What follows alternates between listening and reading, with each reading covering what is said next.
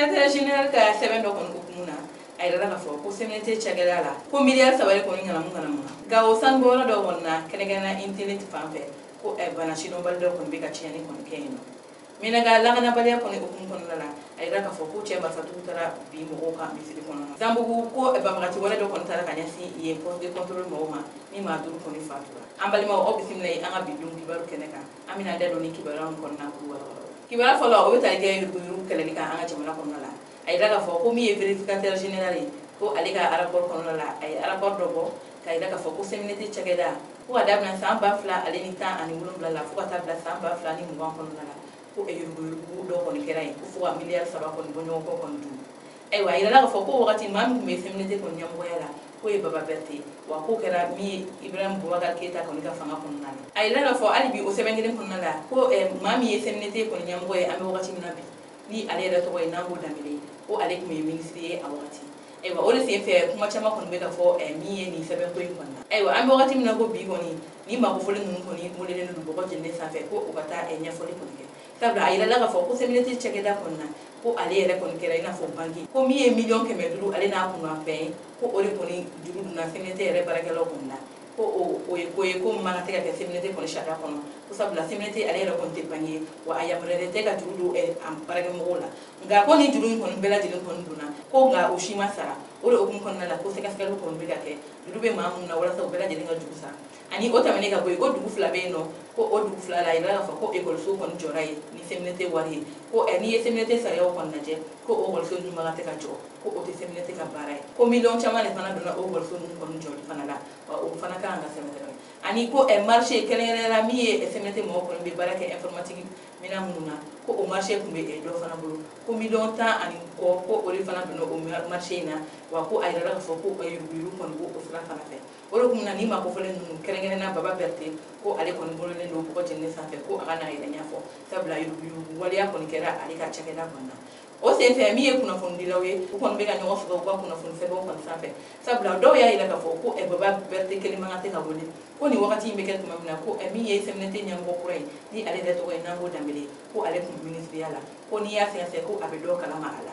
dɔ fana y'a yira k'a fɔ fana ko o kuma in fana tɛ tiɲɛ ko sabula ko Nango Dambele ale kɛra CMDT kɔni ɲɛmɔgɔ ye san 2020 kɔnɔna na novembre kalo la ko ni rapport in ka ale kɔni ɲɛsira la ko sabula ko rapport in bɛ ka kuma wagati min na Baba Berete kelen kɔni tun bɛ CMDT kɔni ɲɛmɔgɔya la nka an bɛ wagati min na bi hali bi sɛgɛsɛgɛli kɔni bɛ ka k'a kunna walasa maa minnu bɛ yen n'u kɛra sababu ye ka nin wari in kɔni ɲɛnamu u bɛɛ lajɛlen bɛ se ka minɛ cogoya min na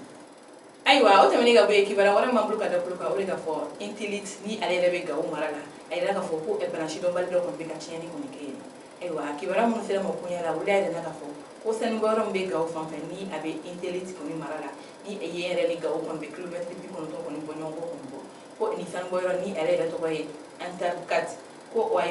ko yen nɔ ko bana sidɔnbali dɔ yɛrɛ kɔni bɛ ka tiɲɛni kɛ ni maa 10 ani kɔ kɔni fatura ayiwa a yirala k'a fɔ ko maa caman bɛ nin sanubɔyɔrɔ la olu kɔni bana in yɛlɛmalen don u fɛ nka jateminɛw y'a yira k'a fɔ ko ni bana in yɛlɛmali fɛ dɔrɔn ko ka tile kelen bɔ ɲɔgɔn kɔ kɔni kɛ k'i bɛ fatu o de kun na da autorité mɔgɔw kɔni wulilen don ka welewele kɛ kɛrɛnkɛrɛnnenya ko maa kan ka dɛmɛ don u ye u ka welewele kɛ Mali gouvernement kɔni ye k'u ka wuli k'u jɔ nin ko in na a kana kɛ tiɲɛni ye don n'a nata an ka jamana kɔnɔna na sabula nin sanubɔyɔrɔ maa caman bɛ ka boli ka bɔ yen nɔ u bɛ ka siran bana in kɔni ɲɛ ka boli ka taa dugu wɛrɛw kɔni na maa t'a dɔn ni bana in kɔni b'u la u kana kɛ sababu ye ko ka bana in cari Mali fan 14 bɛɛ lajɛlen na o de kun na wele don ka sɛbɛn kɔni bɔ ko min ye autorité mɔgɔw ye u ka wuli joona u ka fɛɛrɛ ɲini nin bana in na wa sɛgɛsɛgɛli kɛ k'a dɔn bana min kɔni don sabula an bɛ wagati min na bi bana in yɛrɛ kɔni siya ma dɔn nka a yirala k'a fɔ ko bana in bɛ daminɛ ni farigan kɔnɔboli ale ni angine de ye ko ni a y'i minɛ tile kelen kɔni bɔ ɲɔgɔn kɔ i bɛ fatu o de kun na min ye Gawo kɔnɔ hali bi u kɔni bɛ u cɛsirilen don welewele la ko autorité mɔgɔw ka wuli joona ko ka fɛɛrɛ minɛ ni bana in kɔni na walasa a kana cari an ka jamana kɔnɔ ayiwa o tɛmɛnen ka bɔ yen lakanabaliya kɔni hukumu kɔnɔna la an bɛ taa Minaga fan fɛ a yirala k'a fɔ ko min ye jihadistkɛlɛ ye ale kɔni tɛ diinɛko kɛlɛ ye tuguni sabula Minaga ko avril kalo tile 5 kɔnɔna la ka maaw to misiri kɔnɔ dɔrɔn u bɛ seli la ko nin ye cɛ Marifatugu ye u kɔni taara don misiri kɔnɔ ka taa misiri kɔnɔ mɔgɔw kɔni bololafɛn bɛɛ lajɛlen kɔni minɛ u la dɔw ka telefɔni minɛ u la dɔw ka wari minɛ u la ani ɲɔgɔnna caman tuma min na ni marifatigi ninnu kɛlen ka nin baara kɛ ko u kɔni tununa maa t'a dɔn u taara yɔrɔ min na o de hukumu kɔnɔna la Minagakaw kɔni wulilen don ko min ye lakana ye a ka segin ka na Minaga sabula olu yɛrɛ kɔni sɛgɛnnen don n'i kɔni ye ko ye ka yira bɛɛ lajɛlen na ko jihadiste kɛlɛ ko o kɔni tɛ dinako kɛlɛ sabula maaw bɛ misiri la u bɛ ala ɲini de la misiri kɔnɔ ni a fɔra ko cɛ marifatigiw bɛ taa ka taa olu kɔni bagabaga ko ka taa o bololafɛnw bɛɛ lajɛlen kɔni minɛ la o ye ko ye ko man kan tɛ ka bɛn an ka jamana kɔnɔ ko autorité ka wuli ka lakana kɔni kɛ olu kɔni ka yɔrɔ kofɔlen in kɔnɔ